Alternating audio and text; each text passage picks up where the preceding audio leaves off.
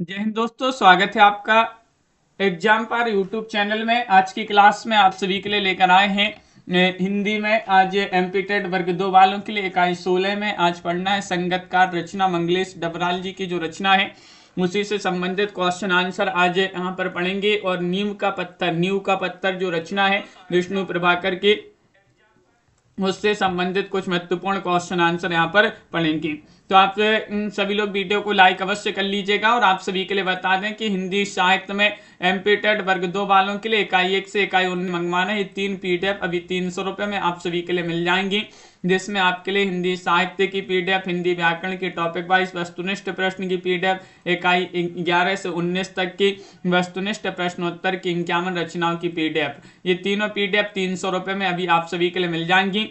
अगर आपके लिए इकाई 1 से इकाई 19 तक की पीडीएफ परचेस करना है तो ये 200 रुपये में मिल जाएगी। 9399553966 पर आप संपर्क कर लें। ये पीडीएफ आप सभी के लिए उपलब्ध है। ऑफर है, तीनों पीडीएफ अभी 300 रुपये में मिल जाएंगी। मंगलेश डबराल की रचना आपने पढ़ी होगी संगतकार से संबंधित कुछ महत्वपूर्ण क्वेश्चन आंसर यहाँ पर दिए गए हैं। मुख्य गायक की आवाज कैसी है? क्वेश्चन नंबर 1 में आप सभी के लिए यहाँ पर बताने, मीठी है, कोमल है, कड़क और गरजदार है या फिर थकी हुई है? इनमें से आप सभी के लिए यहाँ पर चयन करना है। सोना जी, आप सभी का यहाँ पर क्वेश्चन नंबर 1 में सही आंसर बताने, मुख्य गायक की आवाज कैसी है? तो आप सभी का यहाँ पर सही आंसर होगा कड़क तथा गरजदार। विकल्प आप सभी का यहाँ पर सी वाला जो विकल्प है वह आप सभी का यहाँ पर सही आंसर होगा। क्वेश्चन नंबर 2 यहाँ पर दिया गया है, 2वां क्वेश्चन है कि मुख्य गायक की गरजदार आवाज में अपनी गूंज मिलाने का काम किसका है? ये आप सभी के लिए यहाँ पर बताने। क्वेश्चन नंबर 2 में संगीतकार का या फिर कवि या गायक का, छोटा भाई या शिष्य का? इनमें से आप सभी लोग बताइएगा। मुख्य गायक की गरजदार आवाज में अपनी गूंज मिलाने का काम किसका है? क्वेश्चन नंबर आप सभी का यहाँ पर 2 दिया गया है। 2 में आप सभी का यहाँ पर सही आंसर एक कार्य है किसका? संगीतकार का। विकल्प नंबर 1 आप सभी का यहाँ पर ममता जी, कमलेश जी, ए वाला विकल्प सही आंसर है संगीतकार का। क्वेश्चन नंबर यहाँ पर दिया गया है, राधे राधे जी, क्वेश्चन नंबर 3 है, संगीतकार मुख्य गायक का साथ क्यों देता है? क्वेश्चन नंबर 3 में उसकी गायन शक्ति बढ़ाने के लिए या फिर उससे आगे बढ़ने के लिए या फिर उससे सीखने के लिए या इनमें से कोई नहीं? क्वेश्चन नंबर 3 में बताना, जो संगीतकार होता है मुख्य गायक का साथ क्यों देता है? क्वेश्चन नंबर 3 में आप सभी का यहाँ पर सही आंसर क्या होगा ये बताना है। तो संगीतकार मुख्य गायक का साथ इसलिए देता है उसकी गायन शक्ति बढ़ाने के लिए। उसकी गायन शक्ति बढ़ाने के लिए संगीतकार मुख्य गायक का साथ देता है। ये वाला विकल्प आप सभी का यहाँ पर सही आंसर होगा। क्वेश्चन नंबर 4 यहाँ पर दिया गया है कि मुख्य गायक को धीरज बंधाने का काम प्राह कौन करता है? क्वेश्चन नंबर 4 में उसकी माँ, श्रोता या संगीतकार या इनमें से कोई नहीं? क्वेश्चन नंबर आप सभी के यहाँ पर 4 दिया गया है। 4 में आप सभी के लिए यहाँ पर बताना है क्या होगा सही आंसर। यहाँ पर उसके मुख्य गायक को धीरज बंधाने का काम प्राह संगीतकार ही करता है। शी वाला विकल्प आप सभी का यहाँ पर सही आंसर है। संगीतकार आप सभी का यहाँ पर सही आंसर है। क्वेश्चन नंबर 5 यहाँ पर दिया गया है, ऊंचे स्वर में गाए गए सरगम को क्या कहते हैं? क्वेश्चन नंबर 5 में बताइए। ताल सरगम कहते हैं, ताल सप्तक कहते हैं, ताल सप्तक या इनमें से कोई नहीं? क्वेश्चन नंबर आप सभी का यहाँ पर 5 में आप सभी के लिए यहाँ पर बताना है क्या होगा सही आंसर। इनमें से आप सभी लोग बताएंगे ऊंचे स्वर में गाए गए सरगम को क्या कहते हैं? 5 में आप सभी का यहाँ पर ताल सप्तक आप सभी का यहाँ पर सही आंसर है। बी वाला विकल्प आप सभी का यहाँ पर सही आंसर होगा। क्वेश्चन नंबर 6 है, मुख्य गायक के बुझते स्वर को कौन उठाता है? क्वेश्चन नंबर 6 में बताने, कवि उठाता है, संगीतकार उठाता है, सहयोगी गायक उठाता है, इनमें से कोई नहीं? क्वेश्चन नंबर 6 में बताने कि मुख्य गायक के बुझते स्वर को कौन उठाता है? क्वेश्चन नंबर 6 में आप सभी के लिए यहाँ पर सही आंसर चयन करना है। कौन सा विकल्प आप सभी का यहाँ पर सही आंसर होगा? तो आप सभी का यहाँ पर संगीतकार यहाँ पर सही आंसर है। बी वाला विकल्प जिन्होंने भी यहाँ पर चयन किया है उनका सही आंसर है। मुख्य गायक के पीछे पीछे उसके स्वर को कौन दोहराता है? क्वेश्चन नंबर 7 में गरीब, संगीतकार, बच्चा या इनमें से कोई नहीं? क्वेश्चन नंबर 7 में बताना है कि मुख्य गायक के पीछे पीछे उसके स्वर को कौन दोहराता है? क्वेश्चन नंबर आप सभी का यहाँ पर 7 दिया गया है। 7 में आप सभी के लिए यहाँ पर सही आंसर चयन करना है। संगतकार आप सभी का यहाँ पर प्रिया जी, बी वाला विकल्प आप सभी का यहाँ पर संगतकार जिन्होंने भी यहाँ पर चयन किया है उनका यहाँ पर सही आंसर होगा। क्वेश्चन नंबर आप सभी का यहाँ पर दिया गया है 8वां क्वेश्चन है। 8 में आप सभी के लिए यहाँ पर चयन करना है। क्या है क्वेश्चन नंबर 8? देखिएगा कि कवि संगतकार द्वारा अपने स्वर को मुख्य गायक के स्वर से कम रखने को क्या मानता है? बताइएगा, चयन करिए। समझदारी मानता, ईमानदारी, चालाकी, मनुष्यता। क्वेश्चन नंबर 8 में आप सभी के लिए यहाँ पर बताना है कि कवि संगतकार द्वारा अपने स्वर को मुख्य गायक के स्वर से कम रखने को क्या मानता है? क्वेश्चन नंबर 8 में आप सभी के लिए यहाँ पर चयन करना है। तो वह मानता है उसके लिए मनुष्यता। मनुष्यता आप सभी का यहाँ पर सही आंसर होगा। डी वाला जो विकल्प है वह आप सभी का यहाँ पर मनुष्यता सही आंसर है। क्वेश्चन नंबर आप सभी का यहाँ पर 9 दिया गया है। 9वां क्वेश्चन क्या है? देखिएगा, 9वां क्वेश्चन है तार सप्तक में गाने के कारण कवि को कैसा अनुभव होता है? बताइएगा, चयन करिए। बहुत खुशी होती है, थक जाता है, उत्साह से भर जाता है, गाने की इच्छा समाप्त हो जाती है। 9 में आप सभी के लिए यहाँ पर बताना है कि तार सप्तक में गाने के कारण कवि को कैसा अनुभव होता है। इनमें से आप सभी के लिए यहाँ पर चयन करना है। तो आप सभी का यहाँ पर सही आंसर है 9 में। क्वेश्चन नंबर 9 में डी वाला विकल्प है, यानी कि गाने की इच्छा समाप्त हो जाती है। डी वाला विकल्प आप सभी का यहाँ पर सही आंसर है, गाने की इच्छा समाप्त हो जाती है। क्वेश्चन नंबर 10 दिया है, मुख्य गायक से अधिक ऊंचे स्वर में गाना किसके लक्ष्य के विरुद्ध है? मनुष्यों के, नेताओं के, कवि के या फिर संगतकार के? 10 में आप सभी के लिए यहाँ पर बताना है कि मुख्य गायक से ऊंचे स्वर में गाना किसके लक्ष्य के विरुद्ध है, ये आपके लिए बताना है। सुनील जी, आप सभी का यहाँ पर सही आंसर होगा। क्वेश्चन नंबर 10 में संगतकार, संगतकार आप सभी का यहाँ पर सही आंसर होगा। डी वाला विकल्प जो है वह आप सभी का यहाँ पर संगतकार सही आंसर है। अगला क्वेश्चन यहाँ पर दिया गया है। क्वेश्चन नंबर आप सभी का यहाँ पर 11वां क्वेश्चन है, किसकी आवाज में हिचक सुनाई देती है? क्वेश्चन नंबर 11 में आप सभी लोग यहाँ पर चयन करेंगे, किसकी आवाज में हिचक सुनाई देती है? आप सभी लोग यहाँ पर चयन करिएगा। मुख्य गायक के, संगतकार के, अभिनेता के, या इनमें से कोई नहीं? इनमें से आप सभी के लिए बताने। क्वेश्चन नंबर 11 यहाँ पर दिया गया है, किसकी आवाज में हिचक सुनाई देती है? तो संगतकार के। विकल्प नंबर बी वाला विकल्प आप सभी का यहाँ पर सही आंसर है, संगतकार। क्वेश्चन नंबर आप सभी का यहाँ पर 12 दिया है, किसके गायन को सफल और प्रभावी बनाने में उसके संगतकार की भूमिका महत्वपूर्ण होती है? मुख्य गायक के, श्रोता के, छात्र के, इनमें से कोई नहीं? क्वेश्चन नंबर आप सभी का यहाँ पर 12 दिया है, किसके गायन को सफल और प्रभावी बनाने में उसके संगतकार की भूमिका महत्वपूर्ण होती है? तो आप सभी का यहाँ पर मुख्य गायक के आप सभी का यहाँ पर सही आंसर है। मुख्य गायक के जिन्होंने भी यहाँ पर चयन किया है उनका यहाँ पर सही आंसर होगा। क्वेश्चन नंबर 13 यहाँ पर दिया गया है। 13वां क्वेश्चन यहाँ पर देखिएगा, क्या दिया गया है? क्वेश्चन नंबर 13, मुख्य गायक की कैसी आवाज को बल देकर संगतकार सहयोग देते हैं? मधुर आवाज को, या फिर कर्कश, या टूटती बिखरती, या इनमें से कोई नहीं? 13 में आपके लिए बताना है, मुख्य गायक की कैसी आवाज को बल देकर संगतकार सहयोग देते हैं। क्वेश्चन नंबर 13 में आप सभी के लिए यहाँ पर चयन करना है।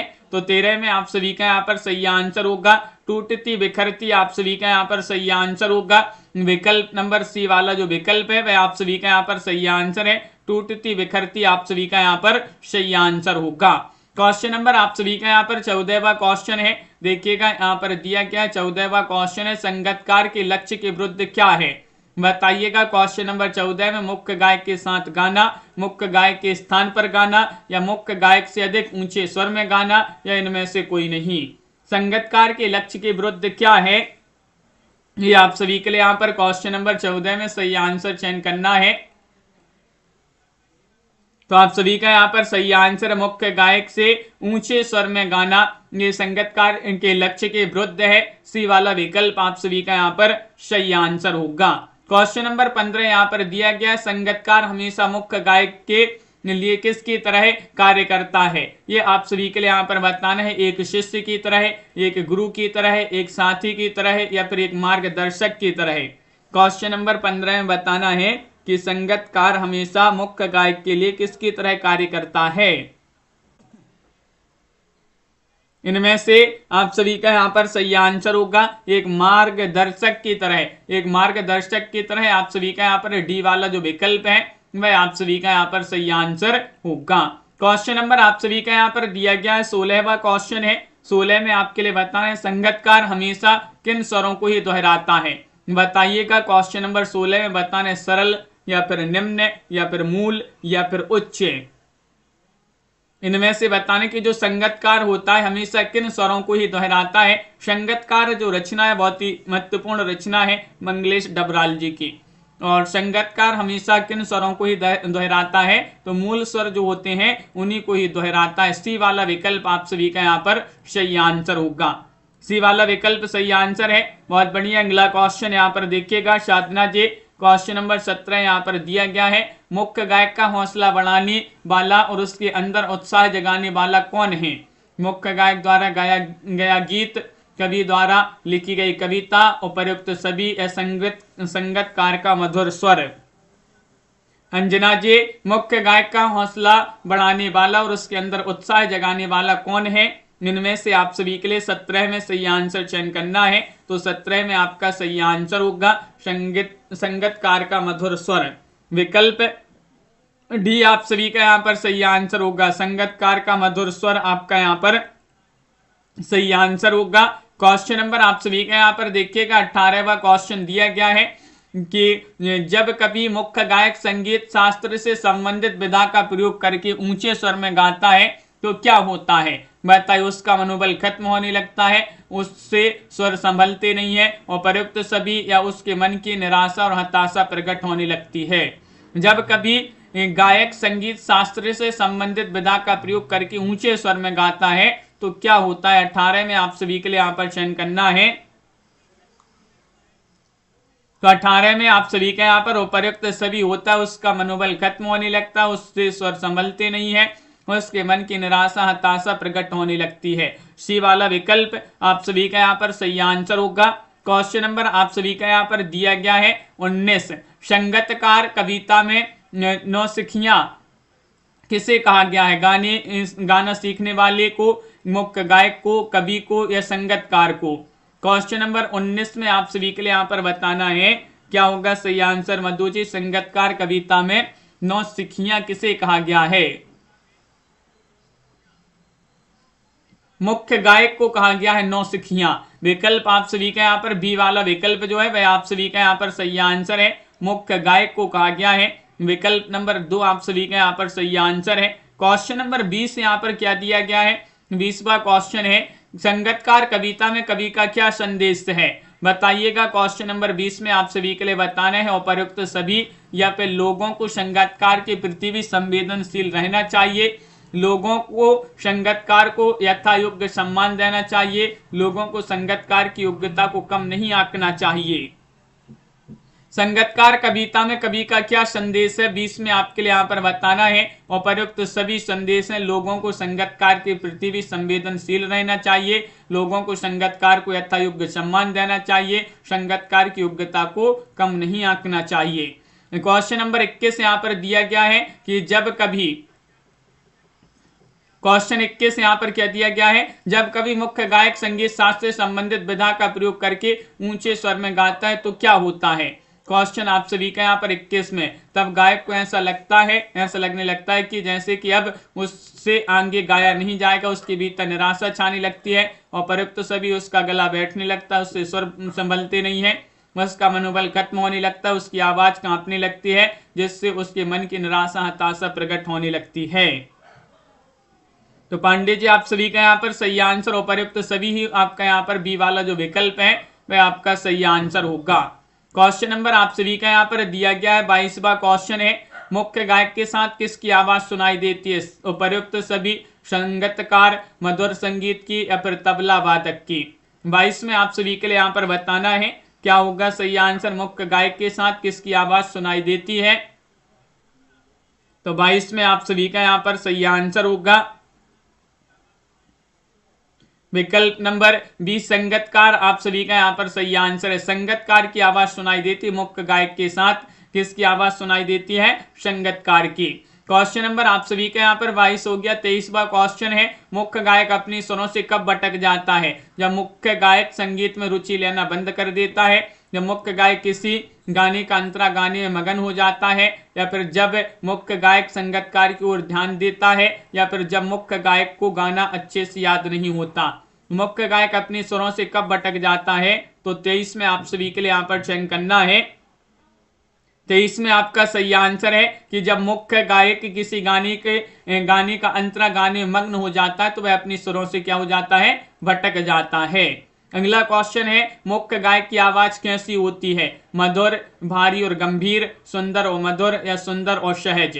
क्वेश्चन नंबर 24 में आप सभी के लिए यहाँ पर बताना, जो मुख्य गायक है उसकी आवाज कैसी होती है, ये आप सभी के लिए यहाँ पर बताना। इसी प्रकार के जो है 51 रचनाओं की संपूर्ण क्वेश्चन 11 से 19 इकाई की मात्र 200 रुपए में ये पीडीएफ अभी मिल जाएगी। अगर इकाई 1 से 19 तक की पीडीएफ मंगवाना है तो वह 300 रुपए में मिल जाएंगी। जिनके लिए मंगवाना है संपर्क कर ले, नंबर यहाँ पर दिया गया स्क्रीन पर। और मुख्य गायक की आवाज कैसी होती है? तो भारी और गंभीर होती है। बी वाला विकल्प आपका यहाँ पर सही आंसर है। अगला क्वेश्चन है, संगीतकार कौन होता है? मुख्य गायक का रिश्तेदार, मुख्य गायक को सलाह देने वाला, मुख्य गायक का दोस्त, या मुख्य गायक का साथ देने वाला सह गायक? क्वेश्चन नंबर 25 में संगीतकार कौन होता है? तो आप सभी का यहाँ पर सही आंसर होगा, संगीतकार जो है मुख्य गायक का साथ देने वाला सह गायक होता है संगीतकार। डी वाला विकल्प आप सभी का यहाँ पर सही आंसर होगा। पांडे जी, अंजना जी, अगला क्वेश्चन सुनील जी देखिएगा। क्वेश्चन नंबर 26 है, जब मुख्य गायक अपने स्वरों से भटक जाता है तो सुर पकड़ने में उसकी सहायता कौन करता है? संगीतकार, लेखक, या तबला वादक? 26 में आप सभी के लिए यहाँ पर चयन करना है कि जब मुख्य गायक अपने स्वरों से भटक जाता है तो सुर पकड़ने में उसकी सहायता कौन करता है? तो आपका सही आंसर है संगीतकार। दिनेश जी, आप सभी का यहाँ पर बी वाला विकल्प ही सही आंसर है, संगीतकार उसकी सहायता करता है। क्वेश्चन नंबर आप सभी का यहाँ पर 27 क्या दिया गया है? 27वां क्वेश्चन यहाँ पर है, मुख्य गायक को अपना बचपन कब याद आ जाता है? बताइए। जब मुख्य गायक अपने स्वरों से भटक जाता है, या संगीतकार जब सुर से भटके हुए गायक को वापस सुर पकड़ने में मदद करता है, या जब संगीतकार मुख्य गायक से ऊंचे स्वर में गाना गाता है, या जब मुख्य गायक को अपने गुरु की याद आ जाती है? मुख्य गायक को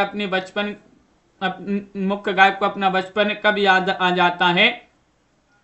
तो सही आंसर है जब संगीतकार उसे स्वर से भटकते हुए मुख्य गायक को वापस स्वर पकड़ने में मदद करता है, तो मुख्य गायक जो होता है उसे अपने बचपन की याद आ जाती है। क्वेश्चन नंबर आप सभी का यहाँ पर दिया गया है। 28वां क्वेश्चन है, संगीतकार अपना स्वर ऊंचा कर मुख्य गायक के सम्मान को ठेस नहीं पहुंचाना चाहता है, क्या दर्शाता है? संगीतकार का दुर्भाग्य, संगीतकार की मूर्खता, संगीतकार की असफलता, संगीतकार का मानवीय गुण? क्वेश्चन नंबर 28 यहाँ पर दिया गया है। आप सभी के लिए यहाँ पर 4 विकल्प है, इनमें से आप सभी के लिए सही आंसर बताना है। तो 28 में ये यहाँ पर संगीतकार का मानवीय गुण दर्शाता है। विकल्प आप सभी का यहाँ पर डी वाला विकल्प आप सभी का सही आंसर होगा। क्वेश्चन नंबर 29 दिया है, संगीतकार कविता की मुख्य बात क्या है? संगीतकार कविता की मुख्य बात है, कविता मुख्य संगीतकार का साथ देने वाले संगीतकार की भूमिका के इर्द गिर्द घूमती है। उपरोक्त सभी कविता संगीतकार की असफलता को दर्शाती है। कविता मुख्य गायक और संगीतकार की दोस्ती को दिखाती है। अमित जी, आप सभी का यहाँ पर सही आंसर होगा। संगीतकार कविता की मुख्य बात क्या है? तो यह कविता मुख्य संगीतकार का साथ देने वाले संगीतकार की भूमिका के इर्द गिर्द घूमती है। ये वाला विकल्प जो है वह आप सभी का यहाँ पर सही आंसर होगा। क्वेश्चन आपका यहाँ पर और भी दिए गए हैं, जैसे कि यहाँ पर क्वेश्चन नंबर 30 क्या दिया गया है? ये रहा क्वेश्चन नंबर 30 कि जटिल तानों के जंगल में पंक्ति में कौन सा अलंकार है? पुनरुक्ति, रूपक, अनुप्रास, उत्प्रेक्ष अलंकार है? बताइएगा। जटिल तानों के जंगल में पंक्ति में कौन सा अलंकार होगा? क्वेश्चन नंबर 30 यहाँ पर दिया गया है रूपक अलंकार। आप सभी का यहाँ पर सही आंसर है बी वाला विकल्प आप सभी का यहाँ पर सही आंसर होगा, रूपक अलंकार। मुख्य गायक को अपने बचपन की कौन सी याद आती है? बताइएगा, चयन करिएगा। वह भी कभी संगीतकार की तरह कार्य करता था, कि वह नया नया गाना सीखता था या उसका गुरु उसको सुरों से भटकने ना दे कर सही सुरों पर बने रहने में उसकी मदद करता था या फिर वह भी कभी नौसिखिया था। मुख्य गायक को अपने बचपन की कौन सी यादें आती हैं, तो उसका गुरु उसको सुरों से भटकने ना देकर सही सुरों पर बने रहने में उसकी मदद करता था। सी वाला विकल्प आपका यहाँ पर सही आंसर होगा। क्वेश्चन नंबर आप सभी का 32 है, तार सप्तक किसे कहते हैं? निम्न स्वर में गाए गए सरगम को, मिश्र स्वर में गाए गए सरगम को, ऊंचे स्वर में गाए गए सरगम को, सरल स्वर में गाए गए सरगम को। 32 में तार सप्तक किसे कहते हैं? तो आप सभी का यहाँ पर ममता जी, प्रिया जी, दिनेश जी सही आंसर है। ऊंचे स्वर में गाए गए सरगम को क्या कहा जाता है? तार सप्तक कहा जाता है। संगतकार कविता के कवि कौन है? क्वेश्चन नंबर 33 में आप सभी के लिए यहाँ पर चयन करना है। मंगलेश डबराल, डॉक्टर डबराल जी, मंगलेश डबराल जी या फिर मंगलेश शर्मा जी, यहाँ पर मंगलेश सबरवाल जी हैं। तो क्वेश्चन नंबर 33 में आप सभी के लिए यहाँ पर बताना है संगतकार कविता के कवि कौन है? तो मंगलेश डबराल जी आप सभी का यहाँ पर सही आंसर है। सी वाला विकल्प, यहाँ पर सबरवाल जी लिखा है, यहाँ पर डबराल जी, मंगलेश डबराल जी जो है वह आप सभी का यहाँ पर सही आंसर होंगे। क्वेश्चन नंबर 34 यहाँ पर दिया है, जब भी संगतकार मुख्य गायक के स्वर में अपना स्वर मिलाता है तो उसकी आवाज में क्या साफ सुनाई देता है? एक संकोच, एक कंपन, एक डर, एक हिचकिचाहट। क्वेश्चन नंबर 34 में बताना है। बहुत ही महत्वपूर्ण रचना है संगतकार, मंगलेश डबराल जी की। जब भी संगतकार मुख्य गायक के स्वर में अपना स्वर मिलाता है तो उसकी आवाज में एक संकोच साफ सुनाई देता है। विकल्प नंबर 1 आप सभी का यहाँ पर सही आंसर होगा, एक संकोच सही आंसर है। आगे बढ़ते हैं, और भी क्वेश्चन है। अभी और भी एक रचना और पढ़ना है। अभी अपन संगतकार से संबंधित महत्वपूर्ण क्वेश्चन पढ़ रहे थे, संगतकार जो कि मंगलेश डबराल की रचना थी। अब यहाँ पर अपन को पढ़ना है एक रचना और है। कौन सी रचना है? यहाँ पर देखिएगा, रचना है यहाँ पर नींव का पत्थर। नींव का पत्थर जो रचना है, इससे संबंधित भी क्वेश्चन यहाँ पर पढ़ लेते हैं। नींव का पत्थर की बात करें तो ये विष्णु प्रभाकर की रचना मानी जाती है। अगर पूछा जाए नींव का पत्थर किन की रचना है? विष्णु प्रभाकर की। यहाँ पर इसमें जो है वस्तुनिष्ठ प्रश्न नहीं, यहाँ पर आपके थोड़ी विस्तृत क्वेश्चन होंगे इससे संबंधित। नींव का पत्थर से जूही के चरित्र की सबसे बड़ी विशेषता है हंसना। आपको जूही की हंसी से क्या प्रेरणा मिलती है? ये क्वेश्चन महत्वपूर्ण है। तो देखिएगा, हमें क्या प्रेरणा मिलती है? हंसना बहुत जरूरी है। जूही के चरित्र की सबसे बड़ी विशेषता है, जूही की हंसी सभी को प्रेरणा देती है। वे मृत्यु से भी भयभीत नहीं हो सकेंगे, जो कठिन परिस्थितियों में भी हंसना चाहिए। इस प्रकार हम अपनी मंजिल की ओर बढ़ते जाते हैं। तो जो है जूही के चरित्र की सबसे बड़ी विशेषता हंसना है। हंसना बहुत जरूरी है, जूही के चरित्र की सबसे बड़ी विशेषता है। और जूही की हंसी सभी को प्रेरणा देती है कि वे मृत्यु से भी भयभीत नहीं हो सकेंगे, उन्हें कठिन परिस्थितियों में भी हंसना चाहिए। जो कठिन परिस्थितियों में भी हंसेंगे जो मृत्यु से भी भयभीत नहीं हो सकेंगे, जो कठिन परिस्थितियों में हंसेंगे। इस प्रकार हमें अपनी मंजिल की ओर जो है बढ़ते जा सकते हैं अगर हंसेंगे तो। वीरता कलंकित ना हो, सुशोभित हो, इसके लिए कौन कौन से कार्य करना चाहिए? क्वेश्चन नंबर आप सभी का यहाँ पर 2 है। वीरता तभी कलंकित होती है जब हम अपने कर्तव्य के पालन में पीछे रहते हैं। कर्तव्य पालन से मिलने वाली सफलता वीरता को सुशोभित करती है। तो याद रखिएगा, जो कर्तव्य पालन से हमें सफलता मिलती है उससे वीरता को सुशोभित करती है। इसलिए मातृभूमि की आजादी की रक्षा के काम में अडिग बना रहना चाहिए। मातृभूमि की सेवा हमारे बलिदान को चाहती है। मातृभूमि की सेवा क्या चाहती है? हमारे बलिदान को। तो वीरता कलंकित तभी होती है जब हम अपने कर्तव्य पालन में पीछे रहते हैं। कर्तव्य पालन में हमेशा आगे रहेंगे तो वीरता कभी कलंकित नहीं होगी। कर्तव्य पालन से मिलने वाली सफलता वीरता को सुशोभित करती है। इसलिए मातृभूमि की आजादी की रक्षा के काम में हमें अडिग बना रहना चाहिए। मातृभूमि की सेवा हमारे बलिदान को चाहती है। निम्नलिखित चरित्र की विशेषताएं लिखते हैं, यहाँ पर पढ़ते हैं। लक्ष्मीबाई है, मुंदर है और तात्या है। तो देखिएगा, जो लक्ष्मीबाई है इनके बारे में बताने की लक्ष्मीबाई, महारानी लक्ष्मीबाई अपनी मातृभूमि से बहुत प्रेम करती हैं। वे उसकी आज़ादी की रक्षा में अपना सर्वस्व लुटा देती हैं। वे आज़ादी के लिए लगातार लड़ती रहती हैं। दृढ़ प्रतिज्ञ लक्ष्मीबाई हंसते हंसते आजादी की बलि बेदी पर स्वयं को निछावर कर देती हैं। देशभक्ति, जनसेवा, राष्ट्र सेवा के लिए सब कुछ त्यागने के लिए तत्पर रहती हैं। देशभक्ति, जनसेवा, राष्ट्र सेवा के लिए सब कुछ त्यागने के लिए कौन तत्पर रहता है? महारानी लक्ष्मीबाई। वे अपनी मातृभूमि से बहुत प्रेम करती हैं और वे उसकी आजादी की रक्षा के लिए अपना सर्वस्व जो है लुटा देती हैं। कौन? लक्ष्मीबाई। और दृढ़ प्रतिज्ञ लक्ष्मीबाई जो हंसते हंसते आजादी की बलि बेदी पर स्वयं को निछावर कर देती हैं। अब पढ़ते हैं मुंदर। मुंदर कौन है? तो आपके लिए बता दें कि मुंदर महारानी लक्ष्मीबाई जो है उनकी सहेली। याद रखिएगा, अगर पूछा जाए मुंदर कौन है तो महारानी लक्ष्मीबाई की सहेली है। वह फिरंगियों यानी कि अंग्रेज के आगमन की सूचना पर व्याकुल होती और चाहती हैं कि उन्हें एकदम वहां से खदेड़ देना चाहती हैं। वह आज्ञापालक और वीरता के गुणों से युक्त हैं। वह स्वराज्य की पुजारन है। स्वराज्य की पुजारन कौन है अगर पूछा जाए तो मुंदर है। तो मुंदर कौन है? महारानी लक्ष्मीबाई की सहेली हैं। वह फिरंगियों के आगमन की सूचना पर व्याकुल होती हैं और चाहती हैं कि उन्हें एकदम वहां से यानी कि यहाँ से खदेड़ देना चाहती हैं। कौन? मुंदर। आगे बढ़ते हैं। क्वेश्चन आप यहाँ पर तात्या टोपे। तात्या टोपे के बारे में बता दें तो तात्या टोपे कौन थे? तात्या टोपे रानी लक्ष्मीबाई के एक सहयोगी थे। कौन? तात्या टोपे। वे स्वतंत्रता संग्राम 1857 के सेनानी थे। वे मातृभूमि की सुरक्षा और स्वराज्य की नींव का आधार है। वे निर्भीक होकर शत्रु से लोहा लेते रहे। कौन? तात्या टोपे। तो तात्या टोपे महारानी लक्ष्मीबाई के एक सहयोगी थे और वे प्रथम स्वतंत्रता संग्राम के सेनानी। अगर पूछा जाए, क्वेश्चन आ जाए कि प्रथम स्वतंत्रता संग्राम 1857 के सेनानी कौन है तो तात्या। तात्या याद रखिएगा, तात्या। वे मातृभूमि की सुरक्षा और स्वराज्य की नींव का आधार है। वे निर्भीक होकर जो है शत्रु से लोहा लेते रहे। तात्या। अगला क्वेश्चन यहाँ पर देखिएगा, यहाँ पर कुछ पद्यांश गद्यांश दिए गए हैं। इनसे संबंधित जो है आपके क्वेश्चन बनेंगे यहाँ पर। तो इस गद्यांश को पढ़ते हैं, पर इसकी व्याख्या भी अपन पढ़ेंगे। स्वराज्य को आते देखती हूँ परंतु दूसरे ही क्षण मार्ग में हिमालय अड़ जाता है। जूं ही मैंने प्रतिज्ञा की थी कि अपनी झांसी नहीं दूंगी, लेकिन झांसी हाथ से निकल गई।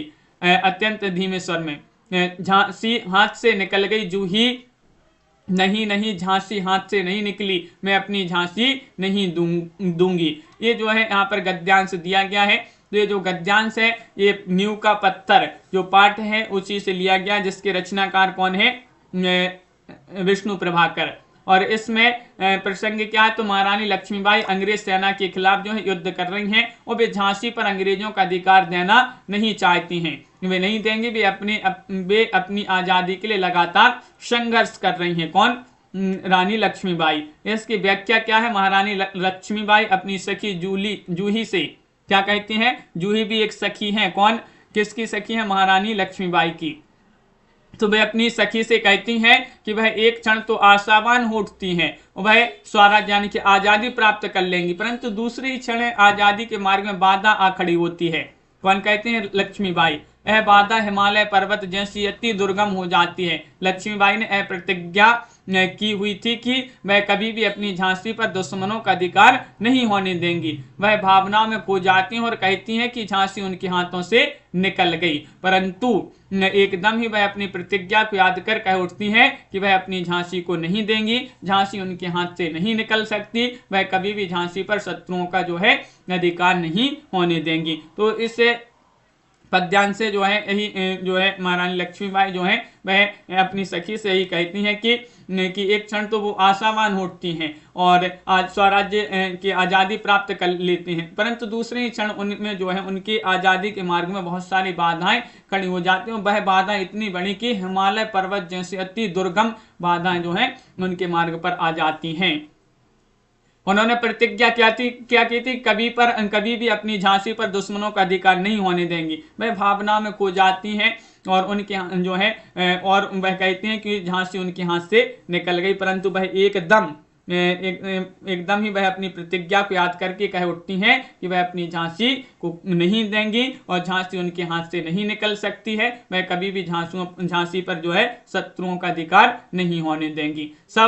हम सब मिलकर या तो स्वराज्य प्राप्त करके रहेंगे या स्वराज्य की नींव का पत्थर बनेंगे। इन पंक्तियों का भाव स्पष्ट करना है। तो स्वराज्य प्राप्त करने में सफलता हम सबके सम्मिलित प्रयासों से ही संभव है। जब तक जो है सभी सम्मिलित नहीं होंगे एक साथ मधु जी, अमित जी, तब तक जो है स्वराज्य में सफलता हम नहीं प्राप्त कर सकते। आजादी भी मिल सकती है, अन्यथा आजादी के लिए किए गए अपने प्रयासों के द्वारा स्वराज्य की नींव का पत्थर तो बन ही जाएंगे, जो आजादी के भवन को ऊंचा और मजबूत बनाने में सहायक होगा। तो ये जो कथन दिया, हम सब मिलकर या तो स्वराज्य प्राप्त करके रहेंगे या स्वराज्य की नींव का पत्थर बनेंगे। तो यहाँ पर स्वराज्य प्राप्त करने में सफलता हम सबके सम्मिलित प्रयासों से ही संभव है। आजादी मिल भी सकती है, अन्यथा आजादी के लिए किए गए अपने प्रयासों के द्वारा स्वराज्य की नींव का पत्थर तो हम बन ही जाएंगे, जो आजादी के भवन को ऊंचा और मजबूत करने में सहायक होगा। आगे बढ़ते हैं, यहाँ पर और भी दिए गए हैं। यहाँ पर क्या है, गद्यांश दिया गया है, मैं जानती हूँ कि मैं झांसी लेकर रहूंगी, लेकिन क्या तुम नहीं जानती कि उस दिन बाबा गंगादास ने कहा था, फिर मिट जाना जब तक हम विलास प्रियता को छोड़कर जनसेवक नहीं बन जाते, तब तक स्वराज्य नहीं मिल सकता। वह मिल सकता है केवल सेवा, तपस्या और बलिदान से। तो इस का संदर्भ वही होगा कि पाठ नींव का पत्थर विष्णु कर की रचना उसी से लिया गया है। और महारानी लक्ष्मीबाई स्वराज्य को प्राप्त करने के लिए सेवा, तपस्या, बलिदान को महत्वपूर्ण मानती हैं। अगर पूछा जाए महारानी लक्ष्मीबाई स्वराज्य को प्राप्त करने के लिए किसको महत्वपूर्ण मानती हैं, तो सेवा, तपस्या और बलिदान को। लक्ष्मीबाई उनकी सखी जूही से बताती हैं कि उनके साथ वे सभी यानी कि देशवासी हैं। लक्ष्मीबाई इस बात को भली भांति जानती थी कि पूरी जनता का सहयोग उनके साथ है, अतः वे झांसी को फिर से अपने अधिकार में लेकर ही रहेंगी। लक्ष्मीबाई अपनी सखी से कहती हैं कि बाबा गंगादास का उपदेश तो वह जानती ही हैं। उन्होंने कहा था कि झांसी यानी कि अपनी मातृभूमि की आज़ादी के लिए हमें मर मिट जाना चाहिए। उन्होंने कहा था कि हम जब तक विलासी बने रहेंगे तब तक आम आदमी की सेवा करने वाले लोग नहीं हो सकते, तथा आज़ादी को प्राप्त नहीं कर सकते हैं। स्वराज्य को केवल सेवा के कार्यों से, तपस्या से और बलिदान, स्वयं को बलिदान करने की भावना से प्राप्त किया जा सकता है। जब अंग्रेजों के वश में जो है झांसी पहुंच गई थी, उन्होंने झांसी पर आक्रमण कर दिया था, फिर जो है रानी लक्ष्मीबाई को जो है बात याद आती है, बाबा गंगादास का उपदेश याद आता है। उन्होंने कहा था कि झांसी की आज़ादी के लिए हमें मर मिट जाना चाहिए। उन्होंने कहा था कि हम जब तक विलासी बने रहेंगे तब तक हम जो है आम आदमी की सेवा करने वाले लोग नहीं हो सकते हैं, आजादी को भी प्राप्त नहीं कर सकते हैं। स्वराज्य को केवल सेवा के कार्यों से, तपस्या से और स्वयं का बलिदान करने की भावना से जो है हम प्राप्त कर सकते हैं। क्वेश्चन यहाँ पर 3 दिया गया है। उन्होंने यह भी कहा था कि स्वराज्य प्राप्ति से बढ़कर स्वराज्य प्राप्ति से बढ़कर स्वराज्य की स्थापना के लिए भूमि तैयार करना, स्वराज्य की नींव का पत्थर बनना। सफलता और असफलता देव के हाथ में है, लेकिन नींव का पत्थर बनने से हमें कौन रोक सकता है, वह हमारा अधिकार है। तो इसमें जो है प्रसंग क्या हो जाएगा, महारानी लक्ष्मीबाई की सहेली जूही अपने इस वार्तालाप में स्वराज्य स्थापना के लिए स्वराज्य की नींव का पत्थर बनने को अनिवार्य बतलाती हैं। महारानी लक्ष्मीबाई को जूही बाबा गंगादास के उपदेश के बारे में याद दिलाते हुए कहती हैं कि उन्होंने बतलाया था कि स्वराज्य को प्राप्त करने से बढ़कर क्या जरूरी है, स्वराज्य की स्थापना। स्वराज्य की स्थापना के लिए भूमि तैयार की जाए, फिर स्वराज्य की नींव का ऐसा पत्थर जड़ा जाए कि उस पर आज़ादी के भवन का निर्माण होता चला जाए। उस आज़ादी को प्राप्त करने में जो भी सफलता असफलता हाथ लगेगी वह तो किसके अधीन है, देवता के अधीन है, यानी कि देवता के हाथों में। परंतु आज़ादी की नींव का पत्थर बनने में जो है हमारे लिए कोई भी बाधा नहीं डाल सकता। हम जो है आज़ादी की नींव का पत्थर तो बन ही सकते हैं। स्वराज्य को प्राप्त करना हमारा जन्म सिद्ध अधिकार है। कौन कहता है, महारानी लक्ष्मीबाई। आगे बढ़ते हैं। मैं जानती हूं कि मैं झांसी लेकर रहूंगी, लेकिन क्या तुम नहीं जानती कि उस दिन बाबा गंगादास ने कहा था, फिर मिट जाना जब तक हम विलास प्रियता को छोड़कर जनसेवक नहीं बन जाते तब तक स्वराज्य नहीं मिल सकता। वह मिल सकता है केवल सेवा, तपस्या और बलिदान से। तो ये तो अपन ने अभी पढ़ लिया है, ये डबल हो गया है। आगे बढ़ते हैं। यहाँ पर देखिएगा, उन्होंने यह भी तो कहा था कि स्वराज्य प्राप्ति से बढ़कर, ये भी डबल हो गया है।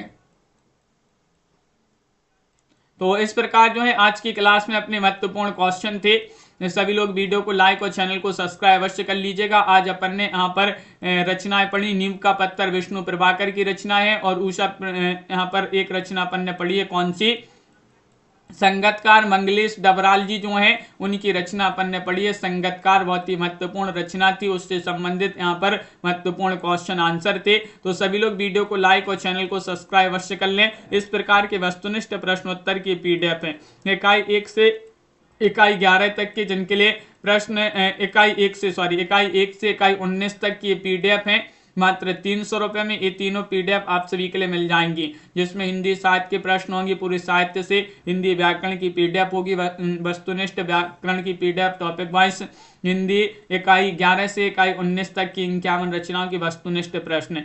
तीनों पीडीएफ 300 रुपए में है। 9399553966 नंबर स्क्रीन पर दिया गया 9399553966 पर आपके लिए संपर्क करना है। अगर आपके लिए एक पीडीएफ बस चाहिए है इकाई 11 से 19 तक की, तो ये पीडीएफ आपके लिए अभी 200 रुपए में मिल जाएगी। जिनके लिए परचेस करना है आप संपर्क अवश्य कर लेंगे। रोज आप सभी के लिए क्लास लाई जाती है सुबह 9:10 पर। इसके बाद शाम को 4 बजे जुड़िएगा, आप सभी के लिए 4 बजे क्लास लाई जाती है। हिंदी साहित्य में अपन शुरू से पढ़ रहे हैं आदिकाल से, तो आदिकाल से संबंधित भी क्वेश्चन वहां पर करवाए जाते हैं। सभी लोग उसमें जुड़ेंगे। राधे जी, ममता जी, प्रिया जी और मधु जी, दिनेश जी, दीप्ति जी, ममता जी, सोना जी, अंजना जी, सुनील जी, पांडे जी, सभी के लिए बहुत बहुत धन्यवाद। अमित जी, राधे राधे जी, अंजना जी, दीप्ति जी, दिनेश जी, सभी लोग लाइक अवश्य करते जाइएगा इस क्लास को। मिलते हैं अगली क्लास में महत्वपूर्ण क्वेश्चन आंसर के साथ। सभी के लिए बहुत बहुत धन्यवाद। जय हिंद।